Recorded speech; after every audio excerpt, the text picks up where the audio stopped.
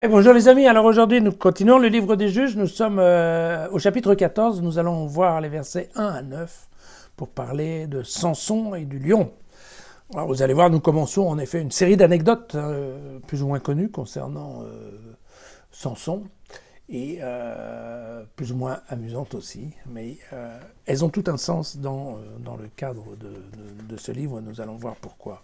Samson descendit à Timna. Et il remarqua une femme parmi les filles des Philistins. Il monta l'annoncer à son père et à sa mère et il leur dit, voilà, à Timna, j'ai remarqué une femme parmi les filles des Philistins. Maintenant, allez me la prendre pour femme. Alors son père et sa mère lui dirent, mais écoute, n'y a-t-il pas de femme parmi les filles de tes frères et dans mon peuple pour que tu ailles prendre femme chez les Philistins, ces incirconcis? Mais Samson dit à son père, prends-la moi, car c'est celle-là qui me plaît. Alors son père et sa mère ne savaient pas que cela venait du Seigneur, car celui-ci cherchait une occasion de s'en prendre aux Philistins. En ce temps-là, les Philistins dominaient sur Israël. Samson descendit donc vers Timna avec son père et sa mère. Et alors qu'ils arrivaient aux vignes de Timna, voici qu'un jeune lion vint en rugissant à sa rencontre. L'Esprit du Seigneur pénétra en lui, et Samson, sans avoir rien en main, il déchira le lion en deux comme on déchire un chevreau. Mais il ne raconta pas à son père et à sa mère ce qu'il avait fait. Puis il descendit à Timna, parla à cette femme, et elle lui plut. Quelques jours après, il revint pour l'épouser, mais il fit un détour pour voir le cadavre du lion. Voici qu'il y avait dans la carcasse du lion un essaim d'abeilles et du miel. Il en recueillit dans le creux de la main, et tout en marchant, il en mangea. Lorsqu'il se rendit chez son père et sa mère, il leur en donna. Ils en mangèrent. Mais il ne raconta pas qu'il avait recueilli le miel dans la carcasse du lion. Alors, nous avons bien compris, en fait, dès le premier verset du chapitre 13, que dans le cadre du cycle infernal du livre des juges, ce sont actuellement les Philistins qui sont la bête noire du peuple d'Israël. Voilà. Et donc, ce sont effectivement les ennemis officiels de la tribu de Dan, d'où vient Samson. Voilà. Et on les appelait en effet les incirconcis. Alors, cette question de mariage mixte,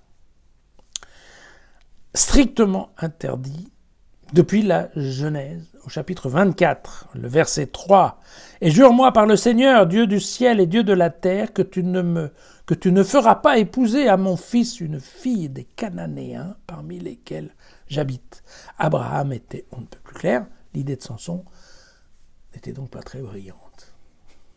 C'est le moins qu'on puisse dire. L'anecdote du combat avec le lion nous permet en effet de découvrir la force extraordinaire de ce Samson, qui se joue d'un lion, qui quand même est l'animal le plus redoutable, comme d'un petit chevreau, sans aucun outil dans les mains, sans aucune arme. Et on comprend bien que cela se passe parce que l'Esprit du Seigneur pénétra en lui. D'accord ? Vous allez voir que dans la tradition, on pense que c'est la longueur de ses cheveux, mais enfin, là, pour le coup, il faut bien comprendre que c'est l'Esprit du Seigneur qui pénètre en lui, et c'est à partir de là qu'en effet, il se passe des choses extraordinaires. On remarquera quand même que Samson ne fait pas grand cas de sa condition de nazir, puisque nous avons quand même lu dans le livre des Nombres, et donc nous avons vu ça hier, qu'au chapitre 6, le nazir ne peut absolument pas s'approcher d'un cadavre, d'un corps mort. Et vous voyez que, alors qu'il aurait dû faire un détour pour l'éviter, comme fera les prêtres et le lévite dans la parabole du bon samaritain, eh bien là, en effet, Samson fera le détour, au contraire, pour aller voir la carcasse. Et vous voyez qu'en plus de ça, ça n'empêche absolument pas d'aller manger du miel, d'aller chercher du miel à l'intérieur de cette carcasse. Or, dans la notion d'impureté des Juifs, typiquement les corps purulents et tout ce qui peut sortir d'un corps mort est considéré comme strictement impur. Voilà.